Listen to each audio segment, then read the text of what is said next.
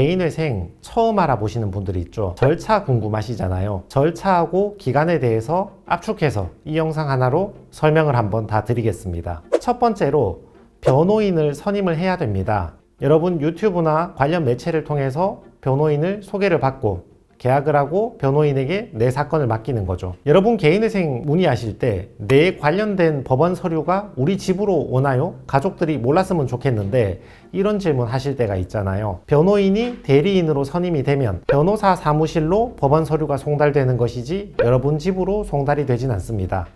그러면 반드시 변호사가 있어야 되느냐? 그건 아닙니다. 그냥 혼자 하셔도 상관은 없는데 대신 경제성이 좀 안 나올 수가 있죠. 여러분 생업도 바쁘실 건데 처음 해보는 보정 권고 직접 하신다고 몇 달 동안 시간 낭비하고 여기저기 물어보시고 그러다 결국 실패해버리면 재신청해야 되니까 차라리 그 시간에 그냥 여러분 잘하시는 일 하시고 변호사한테 맡기시는 게 훨씬 더 경제성이 있을 수가 있죠. 두 번째는 서류를 발급해서 변호사 사무실에 전달을 해 주셔야 합니다. 서류 발급이라는 게 변호사가 서류를 작성해서 법원에 제출하려고 그러면 첨부 서류가 많이 필요하잖아요. 초본 등본 같은 거. 서류 준비하는 게 그렇게 힘들지 않습니다.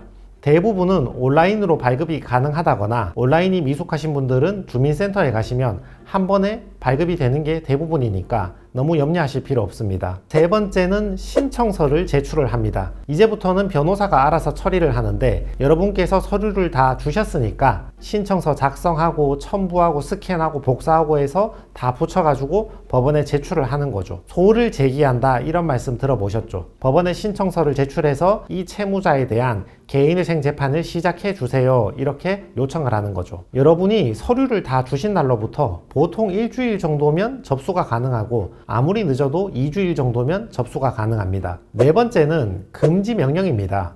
여러분 금지 명령 많이 기다리시잖아요. 금지 명령을 받으면 금지 명령의 효력으로 채권자로부터 독촉, 추심, 가압류 같은 걸 다 막아버리니까 채무자 입장에서는 일체의 독촉을 받지 않게 되는 것이니까 마음이 많이 편하게 되겠죠. 여러분의 신청서가 법원에 접수되고 일주일 이내에 대부분의 금지 명령이 나옵니다. 보통 3, 4일 차에 금지 명령이 제일 많이 나오고 늦으면 2주씩 있다가 나오는 경우도 있습니다. 다섯 번째는 보정서 제출입니다. 여러분 상식적으로 내가 개인회생을 재판했다고 법원에서 무조건 통과 이럴 리는 없잖아요. 법원에서도 나름 소정의 심사는 해본단 말이죠. 이 사람이 돈 빌려서 어디 썼나, 어디 숨긴 거 아닌가, 나쁜 짓 하고 채무만 탕감해달라고 하는 거 아닌가, 대상에 맞는지 심사를 한단 말이죠. 자, 여기서부터 기간이 천차만별인데 예를 들어서 사건도 간단한데 회생위원도 나이스한 사람한테 걸렸다. 그러면 보정 권고 한 번도 없이 한 달 만에 개시결정 받는 사람도 있습니다.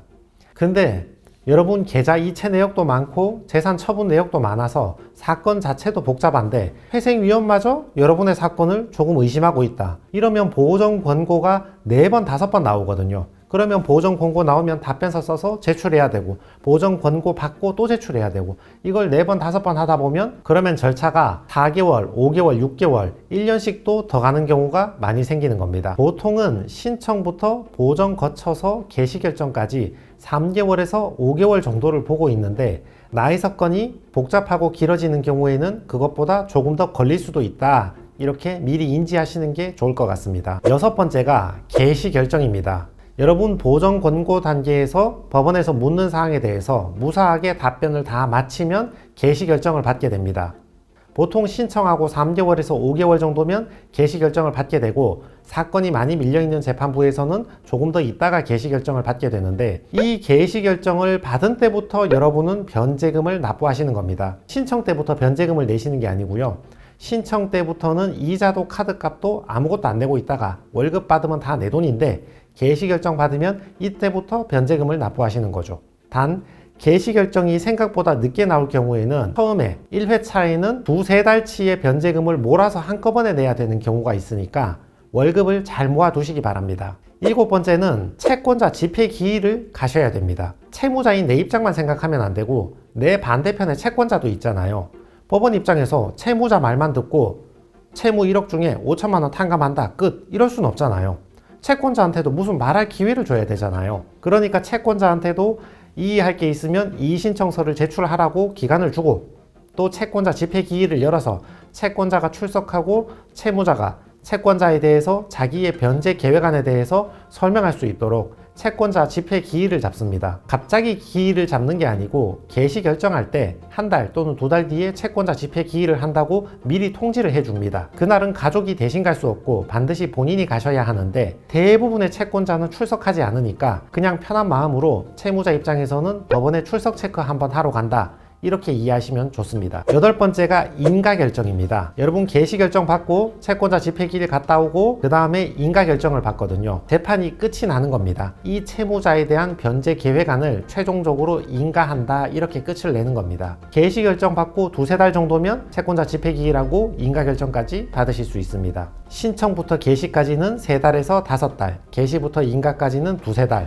그래서 5개월에서 6개월 정도는 걸리는구나, 이렇게 이해하시면 좋습니다. 9번째는 변제금 납부입니다. 채무자 중에서는 가끔 그런 질문 하시거든요. 이거 변제금을 법원에서 내 계좌에서 뭐 알아서 뽑아가는 겁니까? 뭐 그렇게 물어보시는데 그게 아니고 가상계좌 번호를 주니까 채무자 여러분께서 3년 동안 가상계좌 번호로 열심히 이체를 해주시면 됩니다. 그러면 법원이 받아가지고 채권자에게 분배를 하는 것입니다. 혹시 변제금 내시다가 미납을 하게 되면 3회 정도 누적이 되면 해지가 될 수 있으니까 밀리지 않게 잘 내셔야 됩니다. 10번째는 3년 변제를 완료하고 나면 면책 결정을 받게 됩니다. 여러분이 3년 변제를 완성하고 면책 결정을 받으면 법원에서 신용정보원에 통지를 하거든요. 이 사람 회생 면책 결정 받았다고. 그러면 신용정보원에서 여러분에 대한 공공기록, 회생 사실을 삭제를 해서 여러분은 다시 신용을 회복하고 여러분 소득에 맞게 신용대출이나 신용카드를 받을 수 있는 거죠. 다만 최근에 정부에서 발표한 바에 따르면 이걸 3년이 아니라, 변제는 3년이 맞는데 3년 후에 신용이 회복되는 게 아니라 변제 1년만 한 상태에서도 신용을 바로 회복시켜주자, 이런 논의가 있죠. 자, 마지막 11번째는 내 사건이 진행되지 않고 있다. 가끔 이런 질문을 주시는 분이 있거든요. 다른 사무실 어디 맡겼는데 사건이 진행되지 않고 있다. 어떻게 해야 되느냐? 이렇게 물어보시는 분이 있는데, 사건을 계약했는데 접수조차 안 됐다면 그건 문제가 좀 있는 겁니다. 다시 한번 알아보셔야 되는 것이고, 그게 아니라 접수는 정상적으로 됐는데 보정이 늦게 나온다. 또는 보정을 한번 제출했는데 2번째 보정이 나오지 않고 시간이 오래 걸리고 있다. 이런 것들은 대부분 재판부의 사유입니다.